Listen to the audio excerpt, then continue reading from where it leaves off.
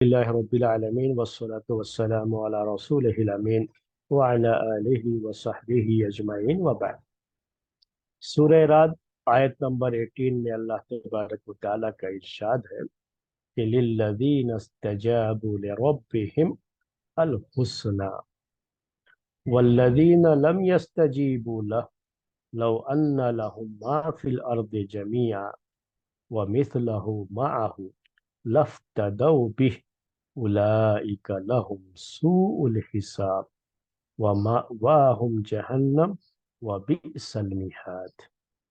تو یہ الگ الگ اس آیت کے یہ ٹکڑے ہیں جو ہم نے آپ کے سامنے پڑھ دیے، اور تقریباً 5 پوائنٹ ہوں گے جس پر ہم خاص طریقے سے آج بحث کریں گے اور غور و فکر کریں گے، اس آیت کے تعلق سے تدبر کریں گے۔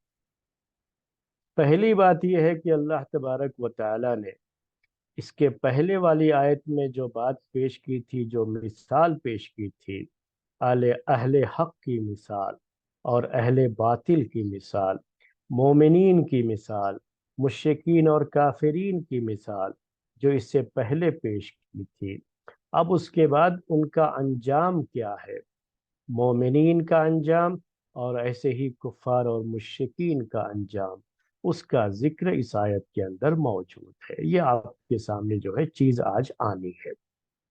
تو فرمایا اللہ تعالیٰ نے کہ للذین استجابوا لربہم الحسنى، یہ پہلا ٹکڑا ہے، یہ پہلا جو ہے ٹکڑا ہے، اس کے اوپر جو ہے آپ کو پہلے تدبر کرنا ہے۔ عربی بلاغت کے لحاظ سے، عربی جو ہے عربی گرامر کے لحاظ سے، اس پر ہم تھوڑی دیر پہلے غور کر دیتے ہیں۔ تو یہ کیا ہے؟ للذین استجابوا لربہم الحسنى، الحسنى، الحسنى اسے عربی زبان میں کہا جاتا ہے کہ یہ مبتدا ہے، اس کو کہیں گے مبتدا مؤخر۔ مبتدا اصل میں پہلے آنا چاہیے اور خبر کو بعد میں آنا چاہیے۔ عربک کے سینٹنس کے لحاظ سے مبتدا پہلے آتا ہے اور خبر بعد میں۔ تو للذین استجابوا لربہم، یہ اصل پورا سینٹنس خبر ہے، اس کو خبر مقدم کہتے ہیں، اور الحسنى یہ مبتدا ہے جسے مبتدا مؤخر کہا جاتا ہے۔ تو یہاں اللہ تبارک و تعالی نے اس حکم کو بیان کرنے کے لیے سینٹنس کی جو شکل ہوتی ہے عربی زبان میں کہ پہلے مبتدا اس کے بعد خبر، اس کو چینج کر دیا اللہ تعالیٰ نے، اور پہلے خبر کو بیان کیا اور بعد میں مبتدا کو بیان کیا۔ اس کا عربی بلاغت کے لحاظ سے کیا فائدہ ہوتا ہے؟ تو اس کے 3 اہم فائدے ہیں۔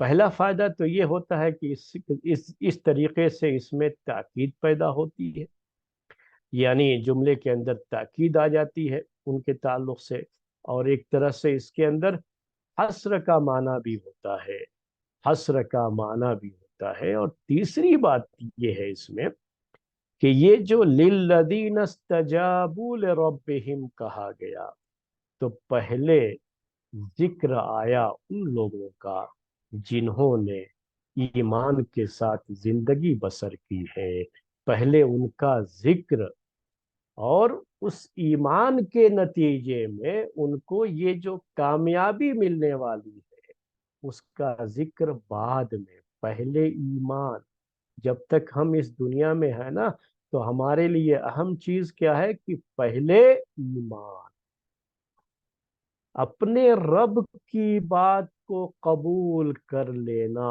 وہی تو ایمان ہے نا۔ اپنے رب کے حکم کے آگے سر جھکا دینا، یہی تو ایمان ہے۔ کہا للذین استجابوا لربہم، تو یہ چیز جو ہے عربی بلاغت کے لحاظ سے بھی، جو عربی زبان جانتے ہیں ان کے لحاظ سے میں نے پہلے یہ بات پیش کی ہے، اسے وہ نوٹ کر لیں۔ اس کے بعد میں اب آپ کے سامنے پیش کرتا ہوں اسی ٹکڑے کے تعلق سے ایک اور بات کہ للذین استجابوا لربہم، کہ جن لوگوں نے اپنے رب کے حکم کو قبول کر لیا۔ استجابوا قبول کرنے کے معنی میں، یعنی کیا ہے؟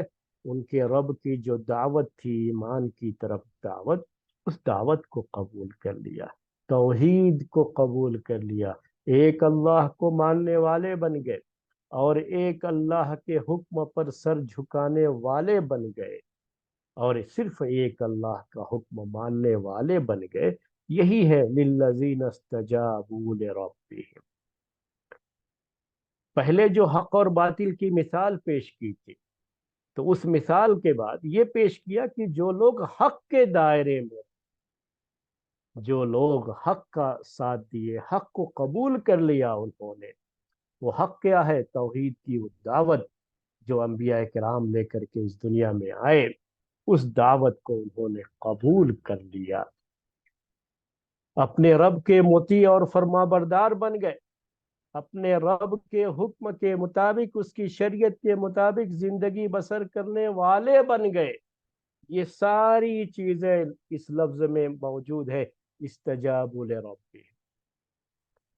جتنی باتیں میں نے ذکر کی نا، وہ توحید کے علم بردار بن گئے، یعنی انہوں نے توحید کی اس دعوت کو قبول کر لیا، اپنے رب کے مطیع اور فرما بردار بن گئے، اور ایک اللہ کے ماننے والے، اور اس کا حکم جو ہے اپنے اوپر نافذ کرنے والے، اس کی شریعت کے مطابق چلنے والے بن گئے۔ یہ سارے معنی اس لفظ کے اندر موجود ہے عربی میں، الذین للذین استجابوا لربہم۔ اس کے بعد ایک اور نقطہ ہے اس کے اندر، اس کی طرف بھی غور کیجئے گا کہ یہاں پر کہا گیا کہ لربہم، یہ نہیں کہا گیا ہے للہ، تو اس پر غور کیجئے گا تھوڑی دیر۔ کیا کہا گیا یہاں پر؟ دیکھیے آپ، للذین استجابوا لربہم، اللہ تعالیٰ نے کیا کہا؟ لربہم کہا، یہ نہیں کہا للہ، کہ وہ لوگ جنہوں نے اپنے اللہ کے حکم کو مان لیا، اس کے مطیع اور فرما بردار بن گئے، اس کو جو ہے اوبے کرنے لگے، نہیں اس کے جو آج کل اوبے کرنا آپ جو کہتے ہیں، جو ہے یہ انگلش میں مطیع اور فرما بردار کا مطلب وہی ہوتا ہے، میں یہ سمجھانے کے لیے آپ کو یہ لفظ جو ہے یاد دلا رہا تھا۔ تو یہاں اللہ کے تابع اور فرما بردار ہو گئے، یہ کہنے کے بجائے کیا کہا گیا؟ اپنے رب کے، لے ربہم، لے ربہم، ذرا غور کیجئے گا اس پہ، اپنے رب کے، یعنی یہ سارے کے سارے لوگ، پوری کائنات، سب کا رب کون ہے؟ اللہ تعالیٰ ہے۔ تو صحیح معنی میں تو سب کو اپنے رب کا تابع اور فرما بردار بننا چاہیے۔ رب کے اندر جو ربوبیت کی صفت پائی جاتی ہے کہ اللہ تعالیٰ ہی رب ہے، تنہا رب وہی ہے، خالق، مالک، رازق، اور پوری کائنات کا نظام چلانے والا، ہم سارے انسانوں کی ہر ضرورت پوری کرنے والا، اور ہم پر اپنی نعمتوں کی بارش برسانے والا، اور اپنا کرم کرنے والا، وہ تنہا وہی ہمارا رب ہے۔ اور اسی ربوبیت کی صفت کا ایک حصہ یہ بھی ہے کہ اس نے ہمارے لیے انبیاء کرام کو بھیجا، انہیں رسول بنایا، اپنی شریعت نازل فرمائی، اپنی وحی جو ہے انبیاء کے ذریعے سے ہم تک پہنچائی ہے، کہ ہم یہ جان سکیں کہ ہمارا یہ رب جو ہمارا معبود ہے، اور تنہا وہی معبود، اور تنہا اسی کی عبادت ہونی چاہیے، اور تنہا اسی کے حکم کے مطابق زندگی بسر ہونی چاہیے، صرف اور صرف اسی کے حکم کے مطابق زندگی بسر ہونی چاہیے، اور جو شریعت اس نے بھیجی ہے اسی شریعت کے مطابق زندگی بسر ہونی چاہیے۔ تو یہ ساری چیزیں کیا تھی؟ اس کی ربوبیت کا تقاضا ہے،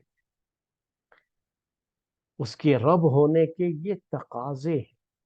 تو خاص طریقے سے یہاں پر رب ذکر کیا، میں نے کئی مرتبہ مثالیں دی ہیں آپ کو سمجھانے کے، کہ جو کوئی بھی شخص کوئی بھی سامان، کوئی بھی پروڈکٹ تیار کرتا ہے، کوئی بھی کمپنی تیار کرتی ہے، تو اس پروڈکٹ اور اس سامان کے تعلق سے اس کمپنی کو ہی صحیح سے پتہ ہوتا ہے، تو گائیڈ لائن اس سامان کو استعمال کرنے کے تعلق سے، اس کی دیکھ بھال کے تعلق سے، اس کی ریپیئرنگ کے تعلق سے جو بھی گائیڈ لائن ہوگی وہی کمپنی جاری کرتی ہے، اور ہمیشہ اسی کمپنی کے گائیڈ لائن کو ہی فالو کیا جاتا ہے۔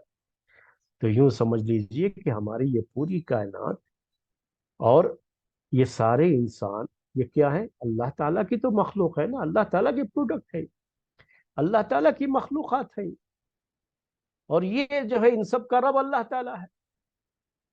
تو ان انسانوں کو بھی کن چیزوں کی ضرورت ہے، ان کی ریپیری کیسے ہوگی، ان کے نفس کا تزکیہ کیسے ہوگا، ان کے نفس کی اصلاح کیسے ہوگی، ان کے جسم کی اصلاح کیسے ہوگی، ان کی تربیت کیسے ہوگی، یہ گائیڈ لائن بھی لازمی طور پر رب کی طرف سے آنا ہے۔ تو اس طرح سے وہ رب کی اہمیت ہوتی ہے۔ اس طرح کے موقع پر لفظ رب، جو اللہ تعالیٰ کے ناموں میں سے ایک نام رب ہے نا، اس کی اہمیت ہوتی ہے۔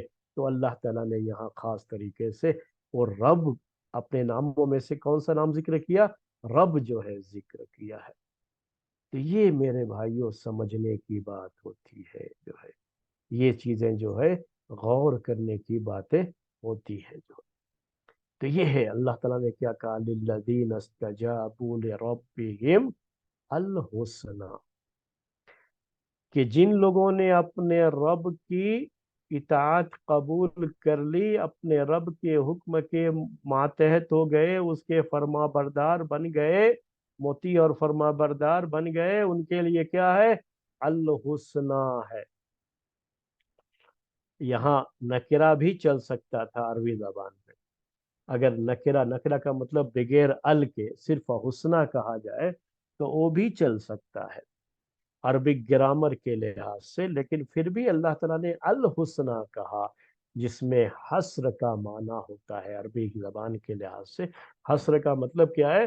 کہ ان کے لیے ہی حسنہ ہے، ان کے لیے حسنہ ہی ہے، ان کے لیے ہمیشہ کیا ہے؟ حسنہ ہے، حسنہ ہے۔ یہ حسنہ جو ہے عورتوں کا نام ہوتا ہے، تو آپ وہ مت سمجھ جائیے گا میرے بھائیوں کہ شاید کوئی لڑکی حسنہ ان کو مل جائے گی۔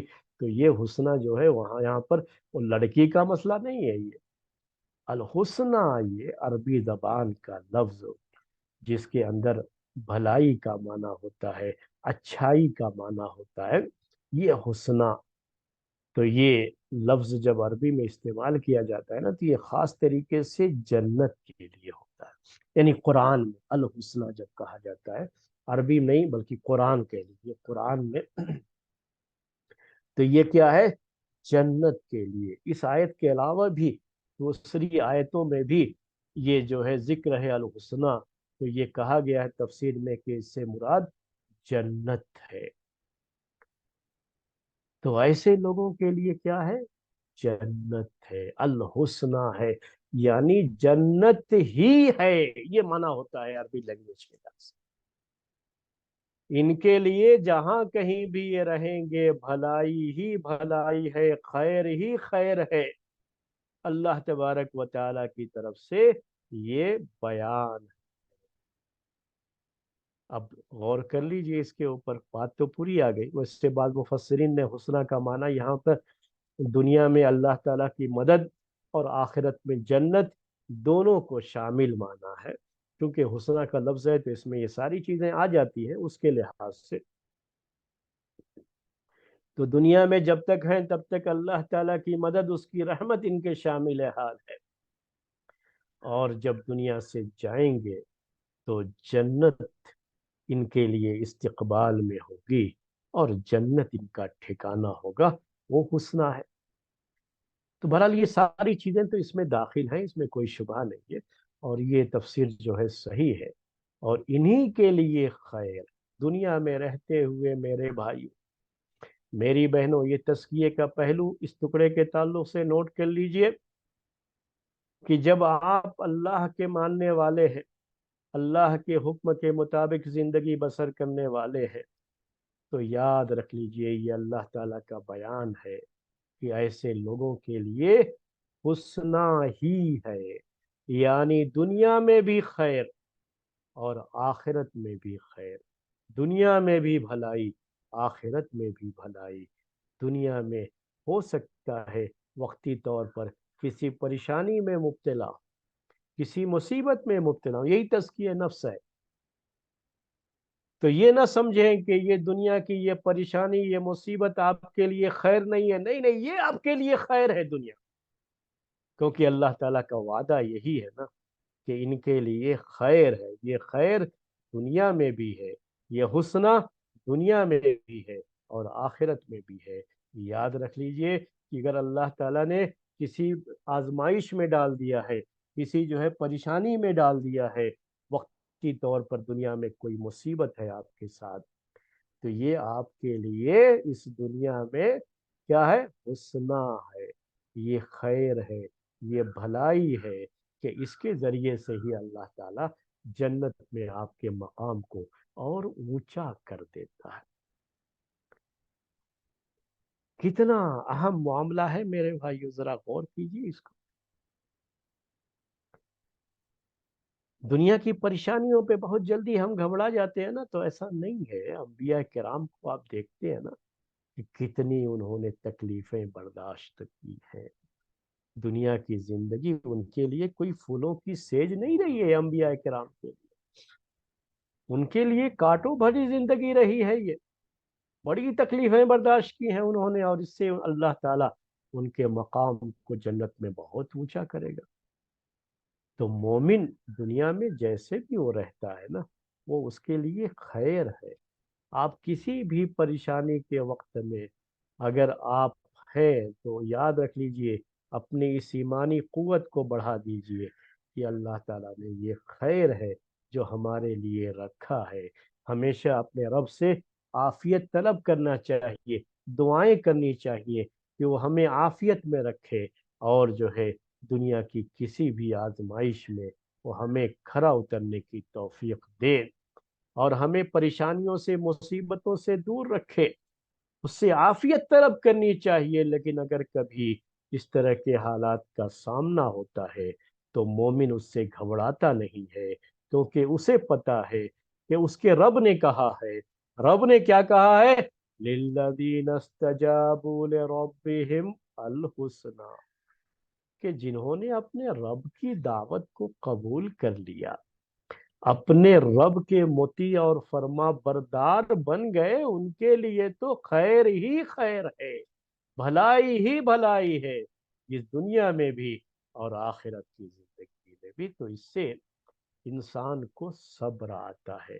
اس لیے ایسے موقع پر یہ آیتیں یاد رکھ لیجیے اور پڑھیے اللہ تعالیٰ کی اس قول کو، لِلَّذِينَ اسْتَجَابُوا لِرَبِّهِمْ الْحُسْنَى۔ اس کے بعد اب یہ جو ہے ٹکڑا مکمل ہو گیا، یہ جو ہے بات جو تھی اس کے اندر وہ ہم نے آپ کے سامنے پیش کر دی، اور جو غور و فکر کی چیزیں تھی وہ بھی آپ کے سامنے جو ہے آ گئے۔ اب اس کے بعد کیا فرمایا اللہ تعالیٰ نے؟ اب ان کے مومنین کے مقابلے میں کون ہوں گے؟ کفار اور مشرکین ہوں گے، جنہوں نے اپنے رب کی دعوت کو قبول نہیں کیا، توحید میں نہیں آئے، شرک و بت پرستی میں مبتلا رہے، کفر و نفاق میں زندگی گزاری، اپنے رب کے حکم کی خلاف ورزی کرتے رہے۔ تو ان کا کیا معاملہ ہے؟ والذین لم یستجیبوا لہ لو ان لهم ما فی الارض جميعا ومثلہ معہ لافتدوا بہ۔ کہا اور وہ لوگ جنہوں نے اپنے رب کی دعوت کو قبول نہیں کیا، اس کے مطیع فرما بردار نہیں بنے۔ یہاں غور کیجئے گا کہ دوبارہ اللہ تعالیٰ نے یہ نہیں کہا کہ والذین لم یستجیبوا لربہم، بلکہ وہاں ضمیر استعمال کر دیا ہوں جو رب کی طرف ہی لوٹتی ہے، یعنی للہ، للرب۔ اور وہ لوگ جنہوں نے رب کی، اللہ کی نافرمانی کی ہے، اس کی دعوت کو قبول نہیں کیا ہے، یہ ان کے بارے میں ہے۔ تو دوبارہ اس کو دوبارہ ذکر نہیں کیا اللہ تعالیٰ نے، کیونکہ ربوبیت کا جو تقاضا تھا انہوں نے اس کو پورا نہیں کیا، تو دوبارہ جو ہے ان کے لیے رب کا لفظ ہی استعمال کر دینا اللہ تعالیٰ نے اسے بہتر نہیں سمجھا اور پروناؤن ہی صرف یہاں پر یوز کر لیا اور دوبارہ سے اس کو یوز نہیں کیا، ذکر نہیں کیا، ورنہ اور بھی اس میں جو ہے اگر یہ خیر کا معاملہ رہتا ہے نا، بھلائی کا معاملہ رہتا ہے، تو دوبارہ سے وہ لفظ بھی ذکر کیا جا سکتا تھا، والذین لم یستجیبوا لربہم، لیکن وہ یہاں لربہم کہنے کے بجائے کیا کہا گیا؟ صرف لہو کہا گیا، اور پھر ان کا انجام کیا ہے وہ بھی ذکر نہیں کیا گیا پہلے۔ یہ دونوں کا فرق آپ نوٹ کیجئے، یہی چیزیں ہوتی ہیں جو قرآن میں تدبر کرنے کی ہوتی ہیں۔ جیسے پہلے جو ہے مومنین کے بارے میں یہ کہا گیا کہ للذین استجابوا لربہم، کہ جنہوں نے اپنے رب کی دعوت قبول کی اور اس کے مطیع فرما بردار بنے، ان کے لیے کیا ہے؟ الحسنہ ہے، فوراً کہہ دیا گیا الحسنہ۔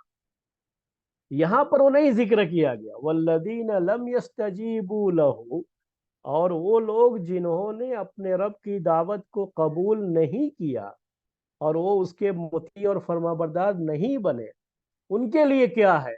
ان کا انجام کیا ہے؟ وہ ذکر نہیں کیا گیا، بلکہ پہلے کیا ذکر کیا گیا ہے؟ اب دیکھیے، غور کیجئے کیا کہا گیا؟ لو ان لہم ما فی الارض جمیعا ومثلہ معہ لافتدوا بہ، کتنا دردناک عذاب ہوگا، ایک اندازہ لگائیے۔ اللہ تعالیٰ نے کہا کہ اگر ان کے پاس، ان کفار مشرکین کے پاس زمین میں پائی جانے والی ساری دولت ان کے پاس، وَمِثْلَهُ مَعَهُ، اور اسی کے جیسی اور بھی جو ہے جوڑ لیجئے، یعنی پوری دنیا کی جو دولت ہے اس کا آپ کیا کر لیجئے؟ ڈبل کر لیجئے۔ اگر ان کے پاس اتنا بھی رہے اس وقت، تب بھی وہ اس عذاب سے جان چھڑانے کے لیے فدیہ دینے کو تیار ہو جائیں گے کہ یہ سب لے لو میرا، اور کیا کرو؟ میری جان کو اس عذاب سے چھٹکارا دے دو، مجھے جیل سے باہر نکال دو، میرا سب کچھ لے لو۔ یہاں میرا سب کچھ نہیں ہے، بلکہ یہ تو ہے کہ پوری دنیا اگر ان کے پاس ہو، اور صرف پوری دنیا کی دولت ہی نہیں بلکہ اس کو ڈبل بھی کر لو، اور یہ سب بھی اگر ان کے پاس ہے، تو سب کی سب دے کر کے وہ کہیں گے کہ اس عذاب سے میری جان چھڑا دو، بس وہ فدیے میں دے دیں گے۔ اسی کو عربی میں فدیہ کہا جاتا ہے، یعنی اپنی جان چھڑانے کے لیے، کسی کے قید میں ہے اس سے چھڑانے کے لیے جو دیا جاتا ہے، کسی بھی عذاب سے چھٹکارے کے لیے، کسی بھی سزا سے چھٹکارے کے لیے، تو اس کو عربی میں فدیہ کہا جاتا ہے۔ تو یہ سب دینے کو تیار ہو جائے گا۔ اس کا مطلب کیا نکلا میرے بھائیوں؟ کہ ان کے لیے جو عذاب ہے بڑا ہی سخت قسم کا عذاب ہوگا، بڑا ہی سخت قسم کا عذاب ذکر نہیں کیا گیا، لیکن یہ جو کہا گیا، فدیے کی جو بات کہی گئی، اس سے سننے والا خود ہی اندازہ لگا سکتا ہے کہ یہ کتنا شدید عذاب،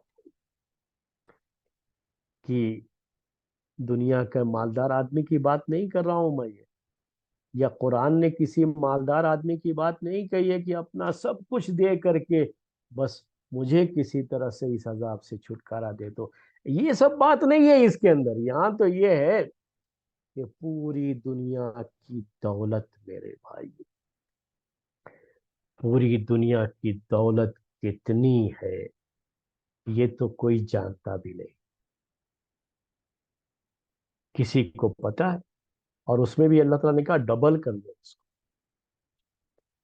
اس زمین میں کتنے خزانے ہیں اور کتنی دولت ہے، اللہ تعالیٰ کے علاوہ کسی کو اس کا علم نہیں۔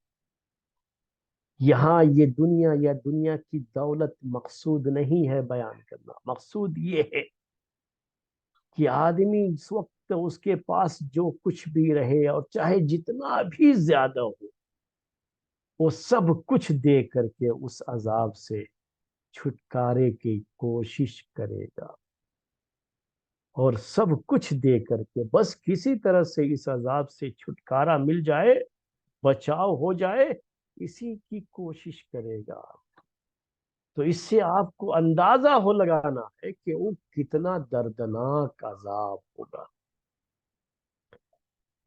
ویسے تو ہم جنت کی نعمتوں کا دنیا میں بیٹھ کر کے اندازہ نہیں کر سکتے۔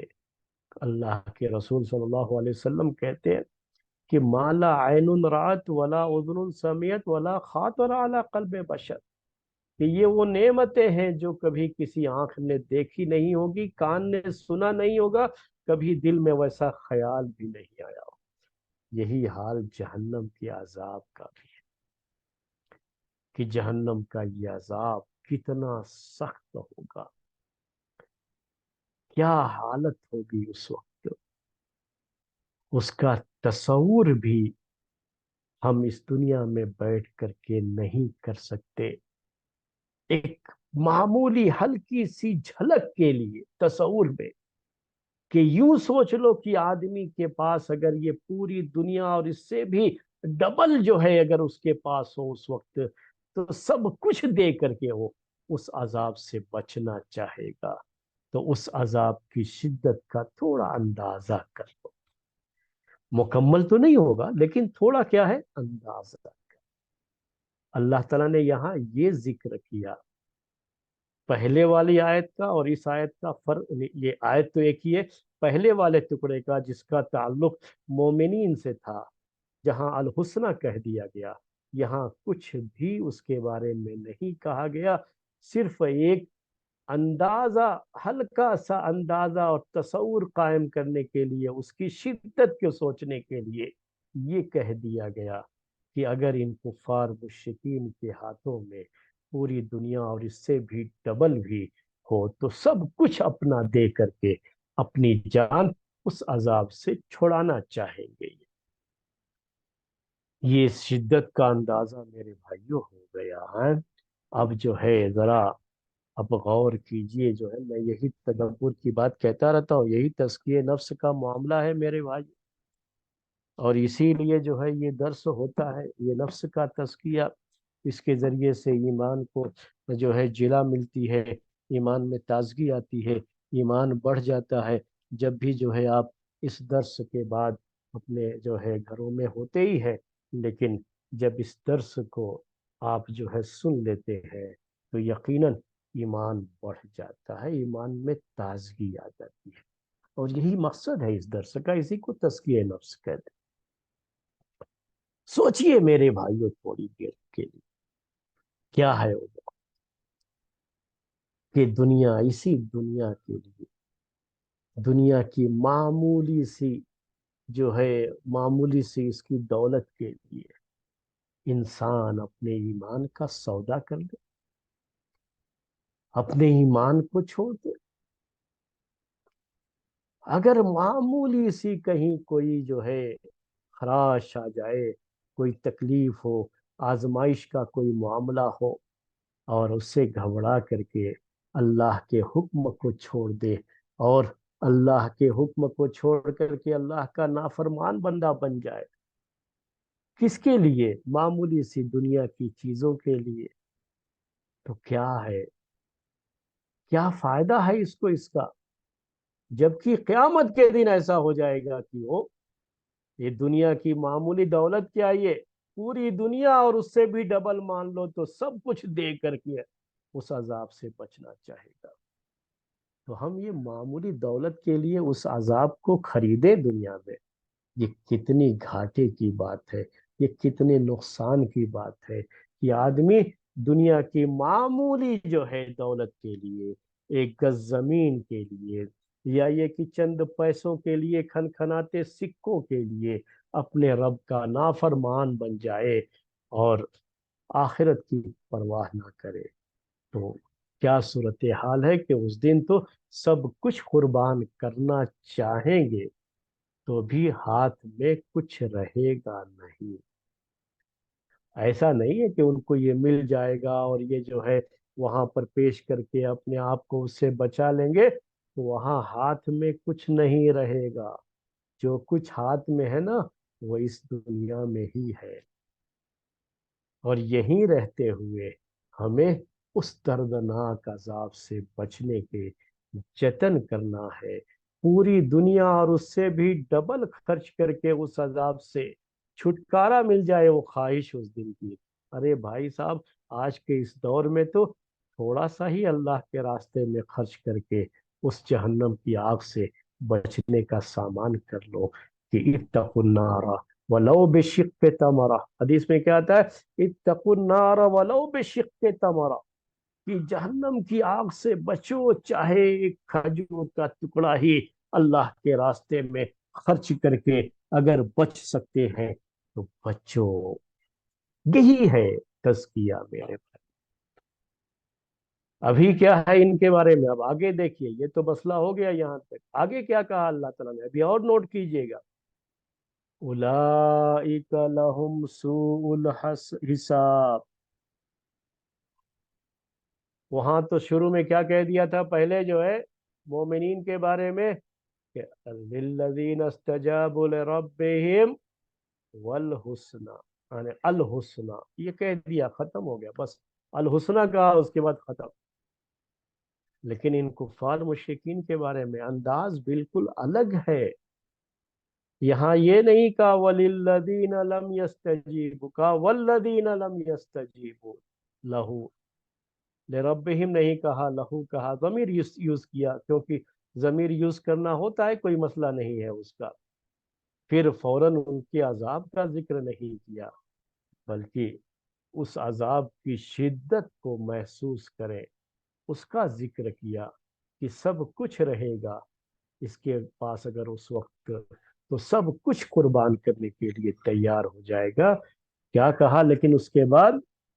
اولئک لہم سوء الحساب۔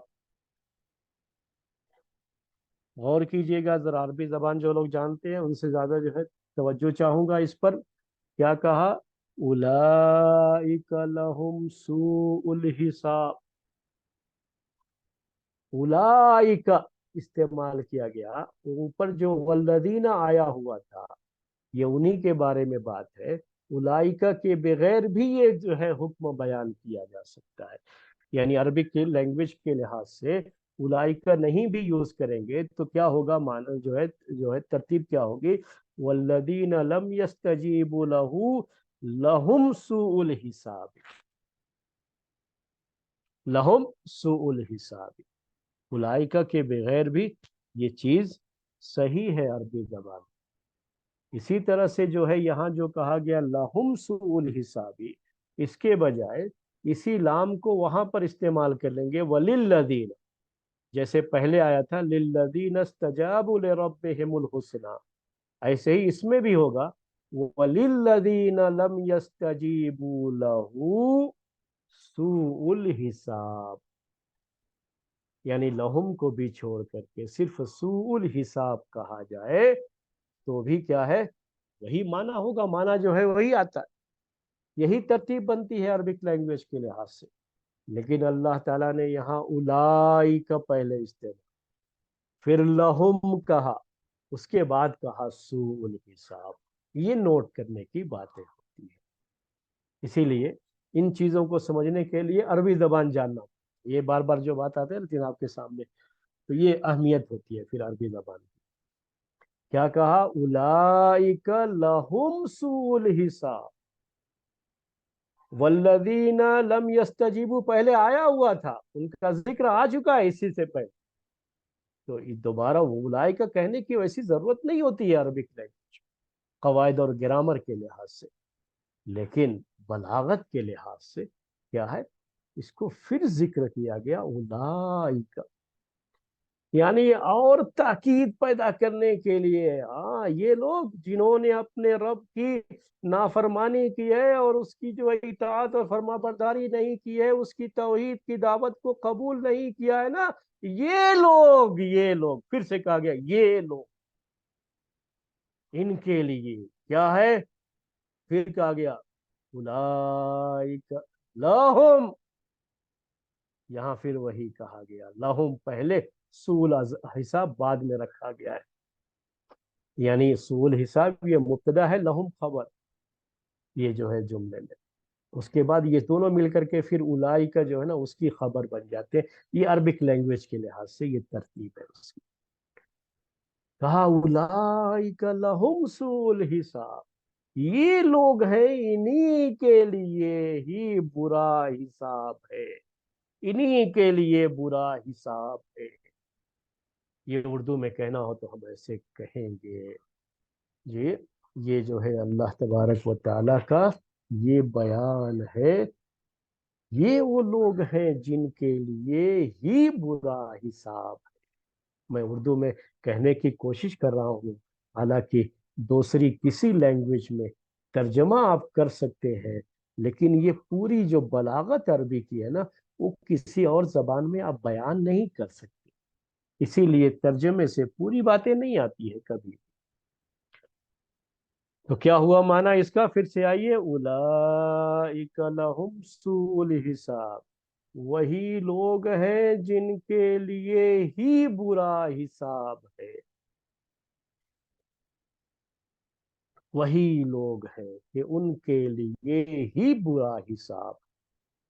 سوء الحساب. ایک بات اور نوٹ کر دیجئے اب یہاں پر وہ کیا ہے کہ وہاں الحسنہ کہا گیا اور یہاں پر اس کے مقابلے میں جہنم ہو یا جو ہے الحسنہ کا جو بھی عربی زبان میں اپوزٹ ہوتا ہے اس کا جو ہے ذکر نہیں کیا گیا، بلکہ یہاں حساب کا ذکر ہے.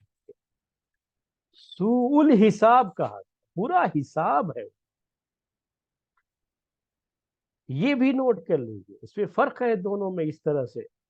مومنین کے لیے تو اللہ تعالیٰ نے کیا کہہ دیا؟ الحسنہ، کیونکہ یہ جنت جو مومنین کے حصے میں آنے والی ہے نا یہ اللہ تعالیٰ کا فضل ہے، یہ اس کا کرم ہے، اس کی رحمت ہے. اس کی رحمت کے نتیجے میں ایک مومن کو جنت ملے گی. یہ کبھی کوئی نہ سوچے کہ یہ اس کے جو ہے اعمال کا بدلہ ہے، نہیں، یہ اللہ تعالیٰ کی رحمت ہے، یہ اس کا کرم ہے، اس کا فضل ہے کہ اس کو وہ حسنہ ہے، جنت ہے، دنیا میں بھی بھلائی اور آخرت میں بھی بھلائی. یہ اللہ تعالیٰ کی رحمت کا ایک حصہ ہے. لیکن جو اللہ تعالیٰ کے نافرمان بندے ہیں، مطیع اور فرما بردار نہیں ہے، جنہوں نے اللہ تعالیٰ کی دعوت پر لبیک نہیں کہا، اسے قبول نہیں کیا، ان کے لیے کیا ہے؟ کہا برا حساب. ان کے لیے ڈائریکٹ یہ نہیں کہہ دیا کہ ان کے لیے جہنم ہے، بلکہ کہا برا حساب ہے. حساب میرے بھائیوں برا نہیں ہوتا کبھی بھی. حساب حساب ہوتا ہے. حساب سے مراد یہاں پر محاسبہ، یعنی کل قیامت کے دن وہ اللہ تعالیٰ ان کے ایک ایک عمل کا ان سے حساب لے گا کہ آپ نے یہ کیا، آپ نے یہ کیا، میں نے یہ نعمتیں دی تھیں، آپ نے اس کا یہ استعمال کیا. ایک ایک عمل کا، ان کے ایک ایک گناہ جو ہے کا، ایک ایک لمحے کا اللہ تعالیٰ ان سے حساب لے گا. حساب لینا ہے یہ، اور یہ حساب لینا تو انصاف ہے نا، یہ تو عادل ہے. یہ برا کیسے ہو جائے؟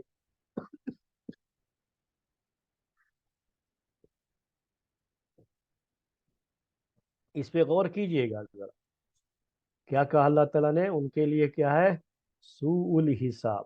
سو جو ہے یہ، اور اردو میں ہم اس کو برا کہتے ہیں، ان کے لیے برا حساب، بیڈ آپ کہہ لیں.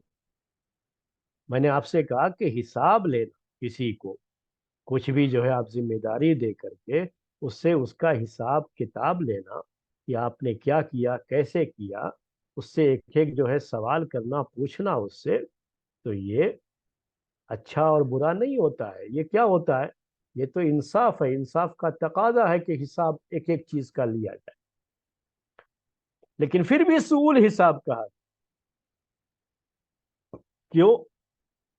قیامت کے دن جو بندوں کا حساب ہوگا، یہ قرآن میں آپ پڑھتے ہیں کہ فَسَوْفَ يُحَاسَبُ حِسَابًا يَسِيرًا، اس سے آسان حساب دیا جائے گا.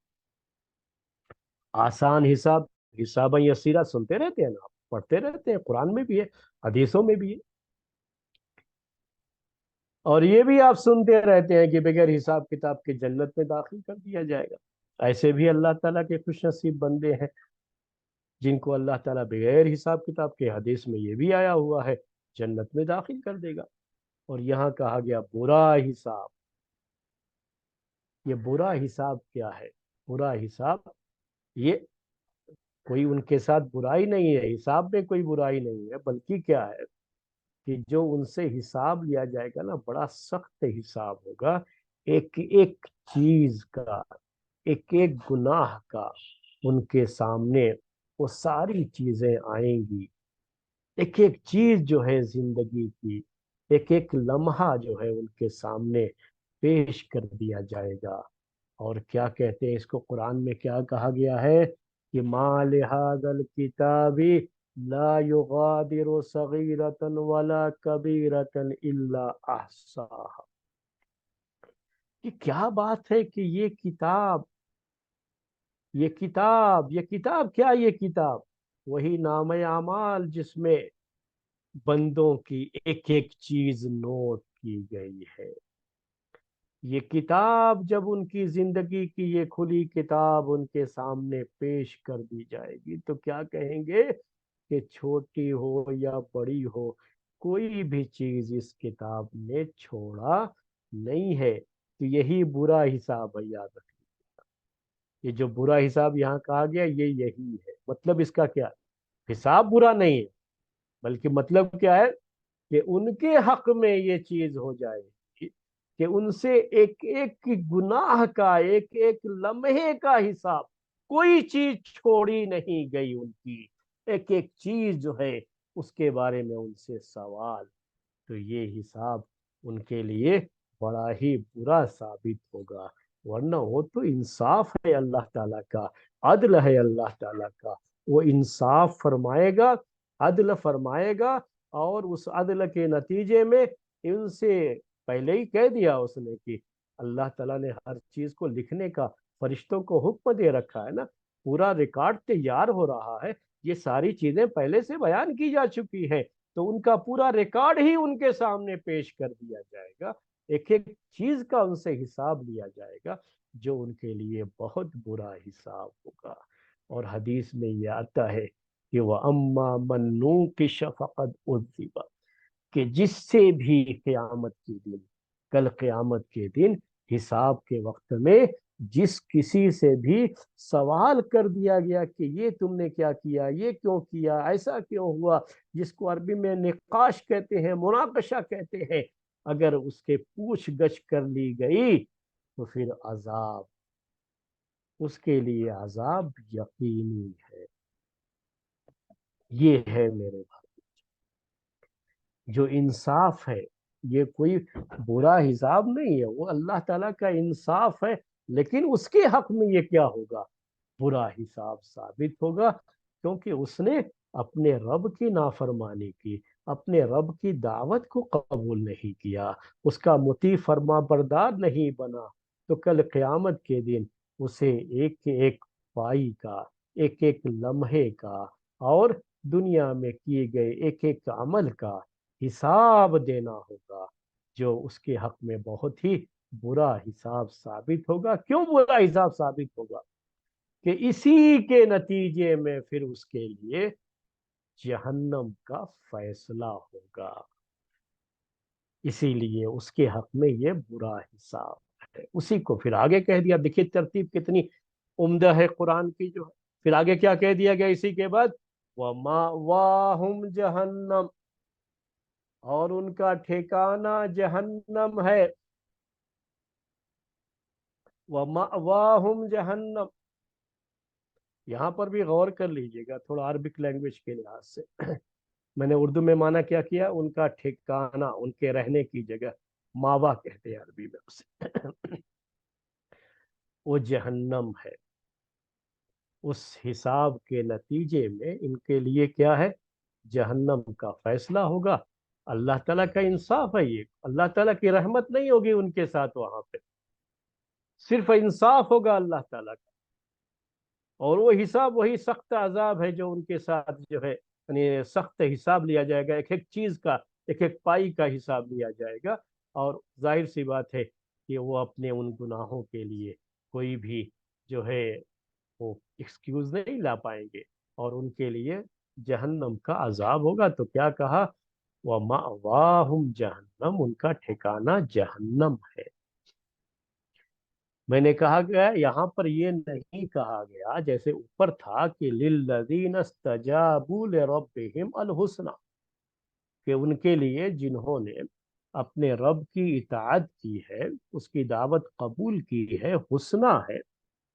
یہاں پر ویسا نہیں کہا گیا کہ وَلَهُمْ جہنم، اور ان کے لیے جہنم ہے، یہ نہیں کہا گیا، بلکہ کہا گیا وَمَأْوَاهُمْ جہنم، ان کا ٹھکانہ جہنم۔